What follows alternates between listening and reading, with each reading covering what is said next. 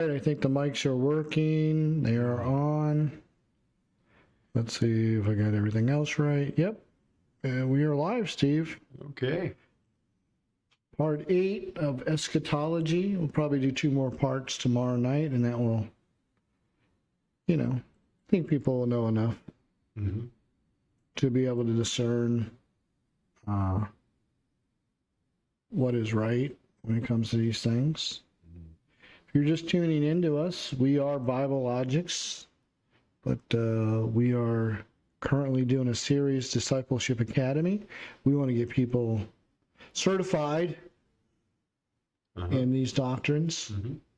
And so we're making some videos so they can understand them and that they will be equipped to not only be disciples, but go into the ministry, become pastors, and lead people in the truth. And so we believe in that it is something that anybody could obtain if they desire to do so. So with that said, let's just talk real quick to those maybe joining us for the very first time about Hope in Jesus Ministries, or prick the conscience of those who have not yet gone to Hope in Jesus Ministries and check us out. Check out our website, check out our videos, so that more people could come around who may be able to support the work we're doing.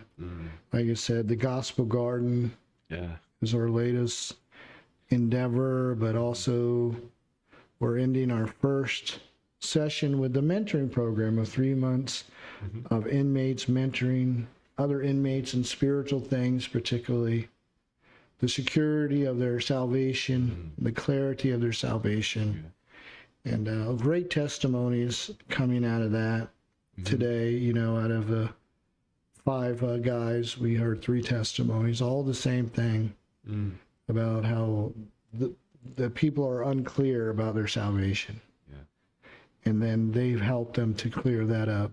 Yeah, that's awesome. And tell them the truth. So that's awesome. Unbelievable. Awesome. So make sure you go to hopeinjesusministries.org. All right, Steve. So I'll turn it over to you as far as where we're going to continue in the book of Revelation. We maybe chapters 3 and 4 we talked about. So what do you got? Well, I have one question about, and I'm not sure where it is. It talks about the role of the prayers of the saints playing and unleashing the final cosmic judgment from the throne room. I mean, do you see Christians today being persecuted? I mean, really persecuted, like not here in the United States. Not here in the United States, but yes, around the world. They say there are more Christians persecuted in the last 100 years than all the years combined.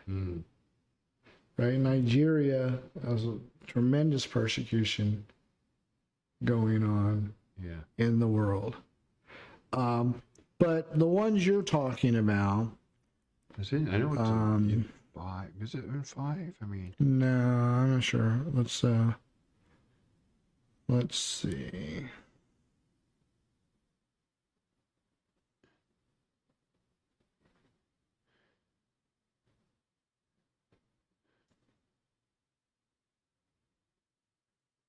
We'll just ask ChatGPT, right? Yeah. It'll know right away.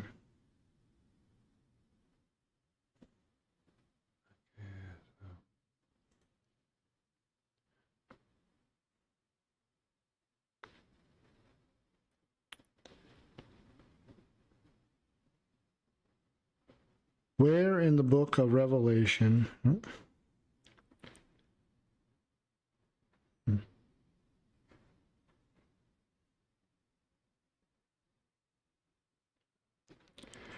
Where in the book of Revelation will you find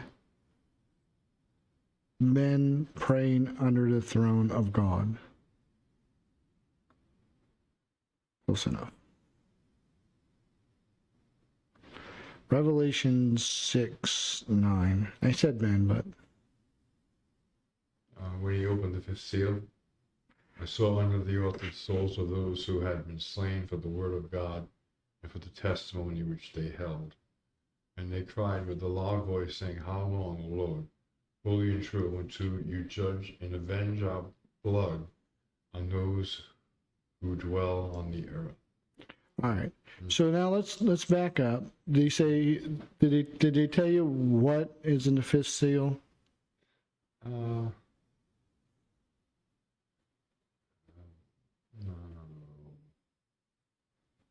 It's in the fifth seal.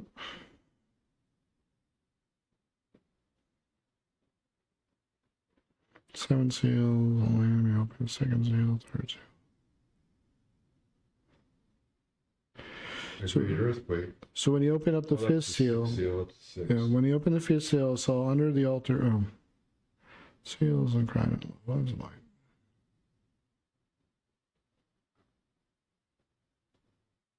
Yeah.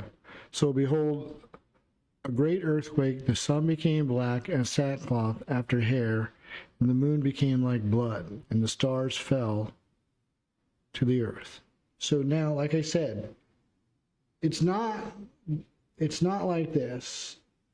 The seals are open and it goes this, okay, the first seals, then this.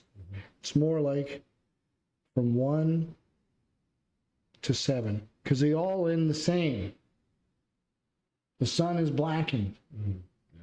The stars are struck. They fall from the sky. They all end in tragic devastation and earthquakes. Okay, yeah. So these people who are persecuted through the 7 years.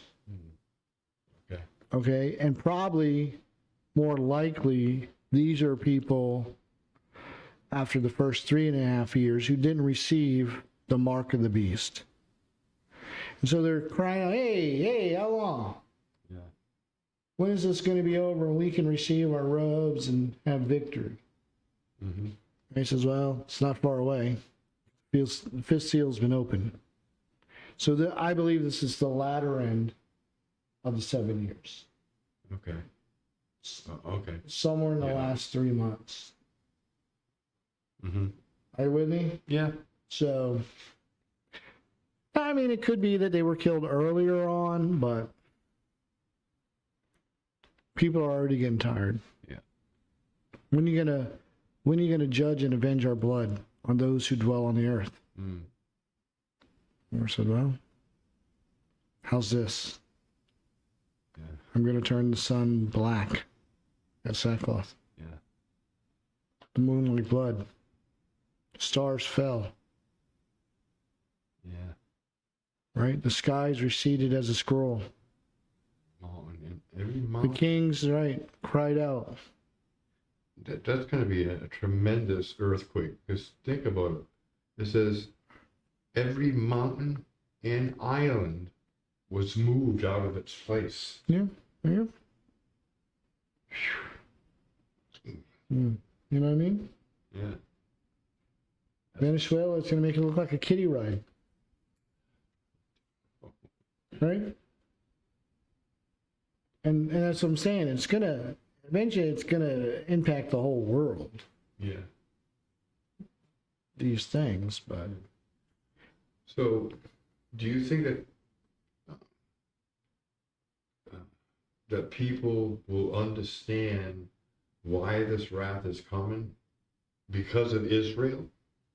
And that's when they come together. We got to get rid of Israel. We need to form an alliance and go and attack these people and get rid of them because all of these things are happening. yeah. You know what they're going to blame it on? Climate change. Yeah, I'm sure. You figure with a cosmic event like that. Well, he's been working on that. He says, listen, we got to come up with a cover story. Yeah. We got to start now. You know what I mean? We got to start now. Mm. Okay. Yes, people will not believe this is the wrath of God. And if they do, they're going to blame the wrong people. Mm. You know what I mean? Yeah. They're going to say it's the Jews' fault. It's the Christians' fault. It's Donald Trump's fault. He's been dead for 20 years. It's still his fault. Yeah. Yeah. You know what I mean? Yeah. It's because of Trump Tower. We took that down 10 years ago. It doesn't matter. It impacted the whole world. They're going to come up with something. Yeah, some kind of. You know? Some kind of explanation for the rapture, and people will buy it. People will eat it up. This Like kids in the ice cream truck. blows my mind. Blows my mind. Well, Well, you know, I think a lot of people are in the dark anyway. They really don't know anything. But because the gospel isn't clearly being preached. Yeah. And God has to do something to wake people up. And unfortunately, there's that one son you got to shake. Yeah. Do you know what I'm saying? Yeah. There's that one son that just won't listen. This will be the greatest evangelistic event ever, though. 50% of the world will get saved. Yeah, during that time. By the end, Yeah. 50% of the world will get saved. One will be taken and one will be left. And so we're talking about Christians coming out of the tribulation, right? Yeah, people will become believers in God, in his revelation, and who Jesus Christ, his son, is during that time. So when people say don't preach fire and brimstone, it's not effective. I'm like, what do you mean it's not effective? The most effective evangelism that ever happens in recorded history is because of the wrath of God being poured out on Israel and the world. Yeah. His anger and the shouting and the screaming. Yeah. 2 guys sending down lightning and striking people dead Yeah. for opposing them. Yeah. Sending droughts to people in cities who oppose them. Yeah. And you say, oh, that doesn't work. Yeah. Well, he said in the end, one will be taken and one will be left. Right, so it does work. 50%, I don't know much about math, but that's 50-50 Exactly, yeah. all around the world. Yeah. So it's way more than highest percentage I ever saw.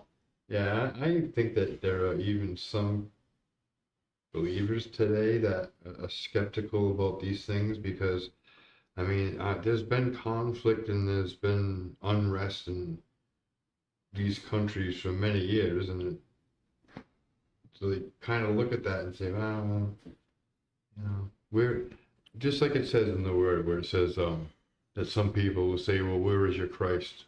Where is he? Isn't, you know? Let's go to Genesis. Genesis chapter 1. This will be what it will be like during and prior to the end times. Okay? Yeah. Genesis chapter 3, verse 5. It says, for God knows that in the day, you eat of it, your eyes will be opened, and you will be like God, knowing good and evil. Keep going. So when the woman saw that the tree was good for food, that it was pleasant to the eyes, and a tree desirable to make one wise, she took its fruit and ate. She also gave it to her husband with her, and he ate. Oh. Well, who was with her? Her husband. Why what? He what? Why the devil was saying all this thing? Yeah. So he gave. Why he was with her? Yeah. Well, Passivity. Male passivity is causing all of this. Beta males. Yeah. Not willing to say the truth. Yeah. Say, honey, no, let's not talk to this guy. Let's not go to this church. Let's not do this. Right. Okay, well, you're going to wind up being kicked out of the garden. This is what the devil is dependent on, is that righteous men do nothing. And Islam will take over. So that's what's happening. You know, passivity. And as soon as someone shows some strength, like Trump, people get the devil. Get offended. What are you doing? Yeah. Turn the other cheek. Listen, that's for insults. They're threatening to kill us. That's different than an insult. Right. And they're planning it, they're doing it in the open. They're building nuclear factories, rubbing it in our faces. Yeah. And you want to stand by and do nothing? Right. You know nothing about history. Right. You know nothing about these people, of what they're capable of. If October 7th didn't bring some realization to you, nothing will. Stop being passive. God doesn't want us to be passive. He wants us to be aggressive with his kingdom. You see what I'm saying? Yeah, definitely. But men haven't changed much since Adam. Well, I would say they've changed a lot, but I'm just saying that they fall into this trap of passivity for whatever reason. Comfort, complacency. God doesn't want us to be complacent. Learn to be content, but not complacent. Complacent, yeah. So yeah, this is the problem with the church, is there's not enough alpha males, for whatever reason, just not standing up. Yeah. I mean, it's coming alive here and there, but I don't think enough to turn the tide at this point. It's inevitable.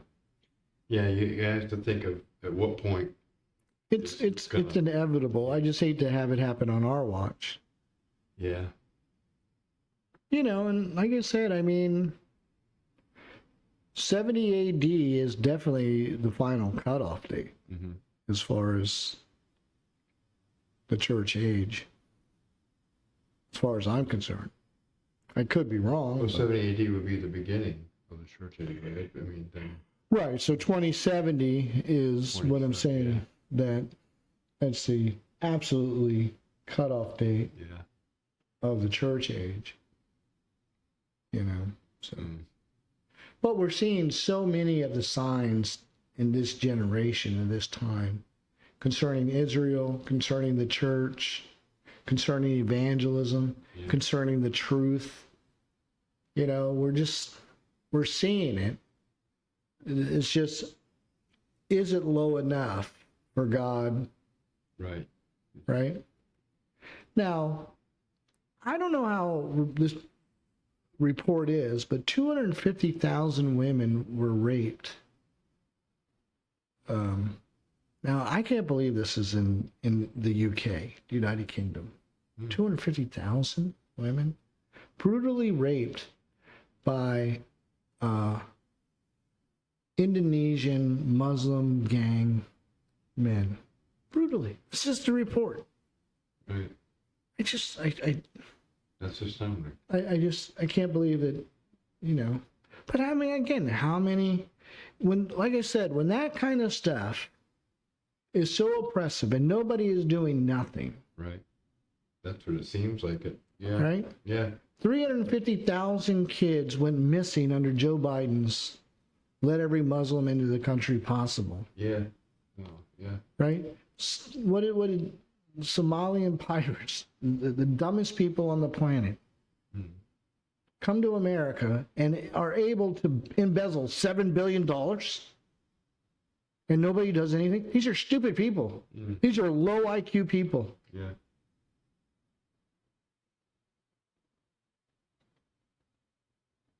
And they're able to embezzle $7 billion? And that's But what I'm saying is, when is it going to stop? And when is somebody going to do something? Yeah. Trump has tried to, and they're trying to kill him every day. Yeah. Just recently, it was a senator that mentioned something about Islam,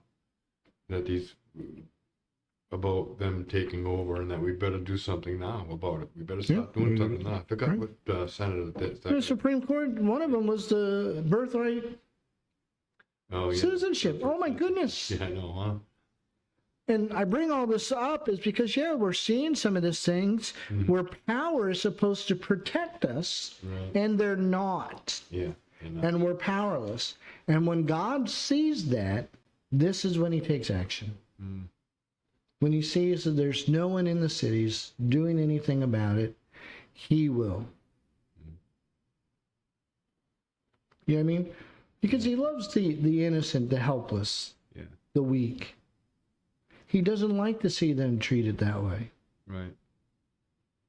You know what I mean? And he gets tired of it. And you say, well, why doesn't God do something about it? He did. He made us. He expects us to be the first people to do something. He expected Adam to be the person who took his wife away from them, but he failed. Right. So there was great consequences. Great. Well, that's what I'm saying. And men, you know, sometimes don't wake up until there's great consequences. You know what I mean? Yeah. They don't finally do something about the termites until it actually personally affects them and they can't watch TV anymore. Yeah. I bet you could probably figure out when the Antichrist begins his, I don't know, his little thing to sets himself up in the temple. You could probably see like Islam, like what are some of their doctrines? Because at some point, if Satan wants the Islam to be the world religion, then he's going to have to do some kind of miracles according to their religion, so people will believe it. Well, the idea is that there has to be a one world religion. Right. That everybody has to capitulate, that everybody is right. And if you don't, you're wrong. Yeah. So they're not really tolerant of everyone like they say they are. Right. Right? They're only tolerant of people who agree with them. And so that's the idea, that Satan wants to get everybody to reject any one truth. And so he sets himself up in the temple and tries to explain this to Israel. They're stubborn. Now, most will go along with it. Most Israelites will get the mark of the beast, and most Jews are secular. They'll go along. They vote Democrat. Surprisingly. Yeah. You know what I mean? Well, they're under demonic influence. What do you expect? Right? And people are surprised Jewish people vote Democrat. Well, they're under demonic influence just by being Jewish. So anyway, and I mean that in beliefs, not in not in genetics, Right. not in race. So, but yes, that's his plan. Now there will be some in Jerusalem that day. We're not doing that. We have a whole different God than Islam, Buddha, and Christians. We're not doing that. They won't get the mark of the beast. Right. But this helps Satan out tremendously, because now he knows specifically who he needs to wipe out. He's been trying to wipe them all out for such a long time. But now he knows the remnant in which he must wipe out. And they all go to Mount Megiddo. So now he knows he has them. If he can wipe them out, he can end the prophecy of those who would lament over the crucifixion of Christ. Right? They didn't lament. They all rejoiced at the crucifixion of Christ the first time. But Zechariah says they will lament of what they did. Their minds will be changed. They will understand at that moment when they see Christ returning what they did. Right. So he's got to make sure that there's no one there. But he's sucked in. Yeah. He's sucked in, Yeah. just like a fly. So, who are the 144,000? Well, the Bible talks about that God chooses some devout Jewish Christians that during this time convert to Christianity. But they were devout like Paul. They probably persecuted Christians, hated Christianity prior to that. But they loved the Bible, and they studied the Bible, and they knew the Bible like Paul. So God puts a seal on 12,000 from each tribe of Israel. They're not Jehovah's Witnesses. They're not ones who only go to heaven, as Jehovah's Witnesses say, because if you read a few verses later, it says, oh, in heaven there were so many people I couldn't count. So heaven is a realm in which God currently dwells. I won't say live, but dwells. Right. That we can't see until the rapture. And some of us will go there and be with God. And then everyone who dies will go into the presence of the Lord during that time. However, there will be 144,000 men on earth. Some say virgins, so they got lots of energy. No woman dragging them down. I don't say dragging them down, but Right. you know how. No woman, distracting them. And they go out and they zealously preach the gospel, right? Yeah. For people to hear. Yeah. They have a great following, but no one listens. Right? So God does that with the 144,000. He has angels. I don't know if it's 2, 3, 100, I don't know. Angels in heaven proclaiming the gospel. And then he has the 2 witnesses in the temple proclaiming the gospel for 3.5 years. Yes. Okay. So a lot of witnessing going on. Yeah. There's a lot of people think that, with the 144,000, the great multitude, that they're talking about the 144,000. But obviously not. Oh, because we already know how many of that is. The Bible says they're uncountable. Right. Yeah. So. Because of the great multitude, you can't count them. Yeah. You know what I mean? So it's just stupid. It's stupid. The Jehovah's Witnesses say, no, that's them. And that's what they're trying to be. They're trying to be the 144,000 who actually go to heaven. Little do they know that heaven is coming down to earth one day. All of heaven and God will reside in the human realm, in this realm. And the heavenly realm will be no more, because God creates a new universe with no heavenly realm. There will be only one realm in which we to live in, not a multiverse. That is so popular with people today, that there's multiverses. Well, there is, but we know what they are. Earth, heaven, and hell. Yeah. But heaven will come down to earth. That's the end. So it's just another word for God's kingdom. Heaven. Okay. Mm-hmm. So, what is the meaning of the silence in heaven for a half hour? Does that mean that women don't talk? This is a joke. No. That's what people say. How do we know there's no women in heaven? Well, because the Bible says there was silence in heaven for half an hour. Yeah. I believe, is that after Satan is cast out?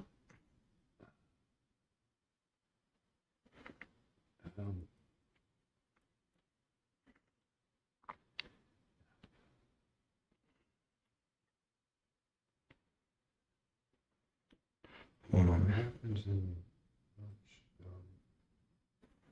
between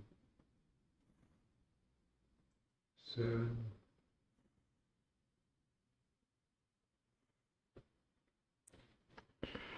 When is there silence in heaven? Is it before or after Satan is cast out?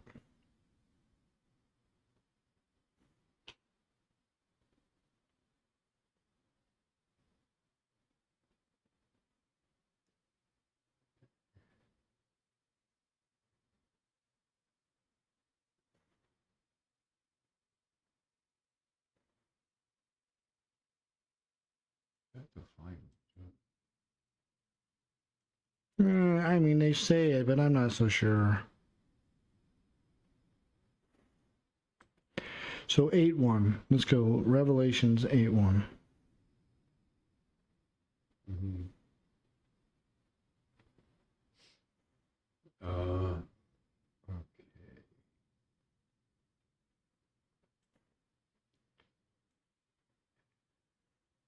When he opened the seventh seal, there was silence in heaven for about a half hour. And I saw the 7 angels who stand before God, and to them were given 7 trumpets. Then another angel, having a golden censer, came and stood at the altar.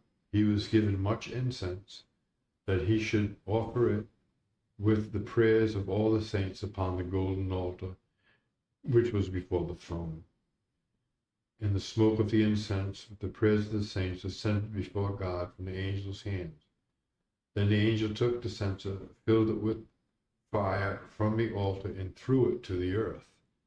And there were noises, thunderings, lightnings, and earthquakes. Right? All right. So that's the start of the 7 trumpets, right? So, well, yeah, I mean, Well, it's a sign of reverence. Everybody's quiet to see what's going to happen next. okay.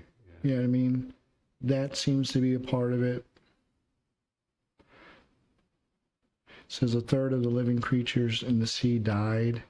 A third of the ships were destroyed. Mm. You see what I'm saying? The world's going to be impacted. Okay. 1/3 of the ships, or, oh no, 3/3 of the ships, right? That's right, yeah. A third, right? A third? It said, And a third of the, so that's 33%, right? Yeah. yeah, third. And a third of the living creatures in the sea died. The third of the ships were destroyed. Then the third angel sounded, and the great star fell from heaven, burning like a torch. And it fell on a third of the rivers and on springs of water. The name of the star is wormwood. Now, That's another. now again, this could be halfway through. This could be the second half, Mm-hmm. right? Now, I believe Satan is thrown out in the second half, or maybe just before the second half, first 3.5 years. So my point is because there's silence in heaven, is because there's no Satan there, for one, right? So in 12, it talks about Israel and Satan, right? When it says a woman clothed with the sun, with the moon under her feet and the head guard, that's Israel and 12 stars. Okay, yeah. Then being with a child, that's Jesus. Israel was born in Israel. Mm-hmm. And another side, a fiery dragon having 7 heads, 10 horns, right? His tail drew a third of the stars of heaven and threw them to the earth. And the dragon stood before the woman who was ready to give birth to devour her child as soon as it was born. Right? And the woman fled into the wilderness, where as a place prepared, God, she should be there 1,260 days. So the real Israel, this is the second half of the tribulation. Right? Remember they go to the Megiddo? And then in 7 it says, then war broke out. Mm-hmm. Right? And so it could be that the seals, or this particular seal, events happen at the same time Satan is cast out of heaven. Okay. So there's a great reverence, there's a great awe, everybody's just quiet to see what's going to happen next. And that happens periodically with people, groups of people together, that everybody is quiet and seeing what's going to happen next. Yeah. You know? I wonder if that's where they get the term, it's all quiet before the storm. Yeah, well, of course. Yeah, definitely. Yeah. You know what I mean? Because after that, I mean, the second half of the tribulation is no joke. Right, that's what it says. It's like the first 4 are separated. Now they call it the 3 woes that are going to take place. Well, yeah, but we just don't know Yeah. when they take place in the time frame. Mm-hmm. We just know that the last events are very short. I personally think 3 or 4 days. Oh, okay. The sun is darkened, and all these really, really bad things happen. Mm-hmm. You know, 3 months at most. You know what I mean? But terrifying. No, I mean, how can you? Utter darkness. Yeah. Can you imagine that? Can you imagine? No sun, no stars, nothing. I can't imagine that. You can't see anything. Well, I mean, it's a great sign. Yeah. Jeez. Total pitch darkness. Nothing. No light nowhere. Mm-hmm. Well, other than if you start a fire. Or, Well, yeah, I mean, on Earth there'll be lights, but, yeah. you know.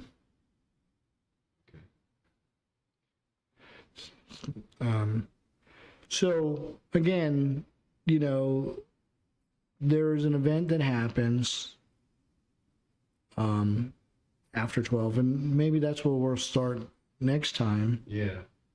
you know, in verse 13, so everybody can see the second 3.5 years Yeah. of things that are happening. Mm-hmm. But God turns up the heat also. And so Satan knows his time is short. You know what I mean? Yeah. But what I want people to understand is Satan is not currently cast out of heaven. He is not the king of this world. Right. We are still the kings of this world. He will never be the king of this world. Right. Ever. Right. The king will return before he ever takes the throne. Yeah. He's an usurper. He's not the real king. Mm. Right? And so, but unfortunately, people will treat him like the real king. Yeah. You know, and they will, you know, desire his power. I mean, millions of people showed up. Yeah, he's going to be like, I mean, showing signs. He will be doing signs and wonders, and That's what it deceiving. says. It's a Yeah. Well, that's what I'm saying. That's why I don't like people who seek after signs and wonders. So they'll be taken away by every wind of doctrine. Mm, That's the weakest yeah. kind of faith anyway. Yeah. Well, I saw. Greater is he that does not see and believes. Mm, Thomas. yeah. It's upside down world. People think if you see miracles, you have more faith. No. God says you have weak faith, no faith, zero faith. Yeah. You're wicked. You're wicked to seek after a sign. Yeah. See, God's ways are different. Exactly. Yeah. His ways are not our ways. Mm. The world says, no, when you have miracles and faith and dreams, you have great faith. No. Right. You have the worst kind of faith. You have a wicked faith. Yeah. You know what I mean? You'll be deceived by any magician out there. Yeah. Anybody comes along, you'll believe anything they say because of the signs in which they do. Mm. God says real faith is trusting in my word, discerning the truth, knowing the truth, holding on to the truth even though it seems like everything is falling apart, but you hold to the truth. Yeah. Hence why he chose David over Saul. Yeah. Right? People think God chooses primarily people of character. Mm. That's foreign in the Bible. There's a lot of people who had a lot better character than Moses in Israel at that time. Hence Aaron. So why did God choose Moses? Moses had enough faith to leave Egypt. Yeah. To leave. Yeah. You know what I mean? Think about what he left. Well, it's insane that God looks at Moses' faith, not his character. Right. And that's yeah. Yeah. Primarily. I'm not saying God doesn't want both. He got both sometimes with Daniel. Mm. Yes. several others, but most of the time. But Daniel says, listen, I'm nothing. I'm a sinner. Right. So, right? Yeah. Mary and Joseph were picked not because they were of the greatest character, which seemed that they had pretty good character, Yes. but it was more about their faith. Faith, yeah. David, definitely, Yeah, definitely faith. Yeah. right? Yeah. Samson, you know what I mean? The people. Jacob. It's more about faith than character with God. Because it's impossible to please God without faith. It's upside down world. I get it. But God's ways are not our ways.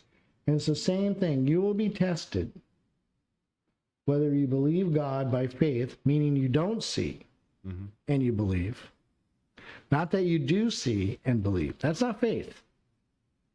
Right. That's just believing what you see. God says, how juvenile is that? Oh, yeah, because it's not really faith at all. You're seeing it. So it's Yeah, not you're seeing it's not real faith, but they said, no, it's produced by our faith. No. Lazarus had zero faith when he came out of the grave. Tony, how can you say that? He was risen from the dead. I don't know any people who are dead who have faith. They're dead.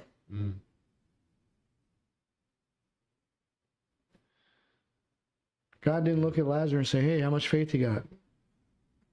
Lazarus can't respond because he's what? Dead. Dead.